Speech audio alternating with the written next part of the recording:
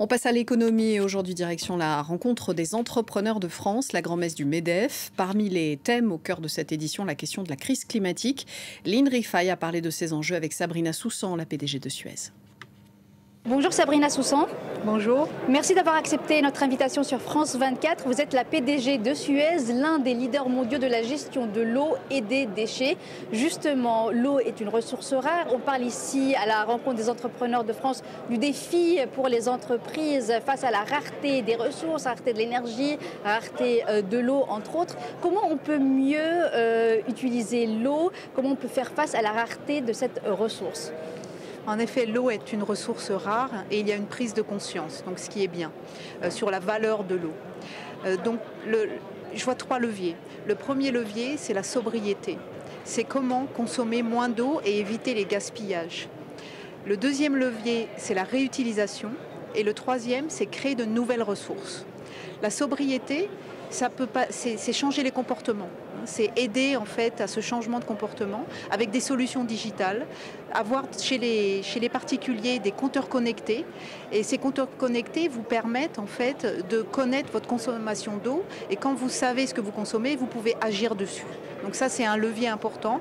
Quand on déploie ces compteurs connectés, on peut économiser environ 5% d'eau, donc ce qui est pas mal. Éviter le gaspillage, donc tout le monde connaît le sujet des fuites. Plus de 20% de fuites en France. Nous avons des solutions digitales pour identifier ces fuites, pour pouvoir agir dessus et pour pouvoir éviter en fait que cette eau parte en dehors des tuyaux, si vous voulez. Justement, pour y arriver à cela, il faut de la recherche, du développement, de l'innovation. C'est important pour vous, pour Suez? Oui, c'est très important parce que ce n'est qu'avec des solutions technologiques qu'on va relever ces défis. L'autre sujet, c'est le sujet réutilisation, réutilisation des eaux usées traitées. Là aussi, il faut de la technologie, il faut de la R&D. On a des solutions. En France, seulement 1% des eaux sont réutilisées. En Espagne, c'est 14%, en Israël, c'est 80%. Il faut qu'il y ait des réglementations aussi qui aident à promouvoir ces solutions, qui soient adaptées et puissent en fait mettre en œuvre ces solutions. Donc ça, c'est important. Elles sont là. On va dépenser chez Suez 50% de plus en R&D dans les 5 prochaines années, que ce soit dans l'eau ou dans les déchets, parce qu'il y a de plus en plus de besoins de solutions innovantes.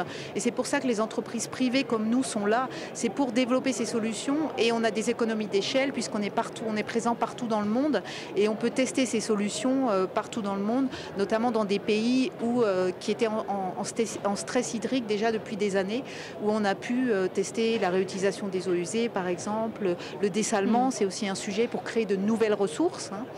Vous évoquez justement la gestion des déchets. C'est un rôle important aussi pour Suez, justement. Les déchets, il faut les recycler, il faut les exploiter aussi pour créer par exemple de l'énergie. Alors moi, je n'aime pas parler de déchets. Je parle les déchets, en fait, pour moi, dans le futur, ce sera soit des matières premières secondaires, soit de l'énergie. Donc avec les déchets, on fait de l'énergie, avec des biodéchets, on fait de l'énergie, on fait du biométhane.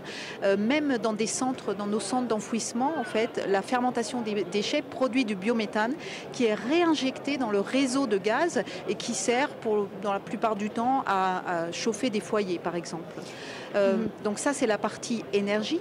On a la partie aussi matières premières secondaires. Et là, il y a beaucoup de recherches pour comment créer des matières premières secondaires à partir de déchets plastiques, par exemple. Si on pense au recyclage du plastique, aujourd'hui, c'est du recyclage mécanique. Demain, ce sera du recyclage chimique, ce qui va nous permettre de recycler du plastique, vous savez, les barquettes, par exemple, qui aujourd'hui part en enfouissement ou en incinération. Et ça va nous permettre de recycler du plastique qui sera de la même qualité que le plastique vierge, issu normalement de la pétrochimie. Donc, vous imaginez. Les batteries, recycler les batteries des véhicules électriques, récupérer le lithium, le cobalt, le nickel, recycler par exemple le papier. À partir du papier, on peut faire du biocarburant. Donc des défis qui sont très importants, et tous ces défis-là s'ajoutent à un défi auquel vous avez fait face au cours de l'année et demie qui vient de s'écouler, c'est-à-dire la réorganisation de Suez, le nouveau Suez, après l'acquisition par Veolia d'une grande partie des actifs de l'entreprise. Comment s'est passée cette réorganisation? Un défi plutôt réussi, bien relevé selon vous? Alors, une entreprise formidable avec des collaborateurs extraordinaires et passionnés, que j'en profite pour les remercier. Nous sommes une entreprise aujourd'hui avec plus de 40 000 collaborateurs. Nous sommes présents dans 40 pays, 9 milliards de chiffre d'affaires et surtout plus de 1000 experts. Et dans les gènes de Suez, vous avez l'innovation. Donc, j'en ai parlé beaucoup. Et moi, je crois que les défis futurs ne seront réglés que par l'innovation. Donc, on investit beaucoup plus dans l'innovation. Nous sommes une entreprise beaucoup plus proche du client, beaucoup plus agile et qui se développe dans les pays où on est présent. On est présent dans des pays à très forte croissance. Nous sommes présents bien sûr en France avec toute l'expertise technologique qui est restée intacte. Ça, j'insiste dessus parce que c'est très important.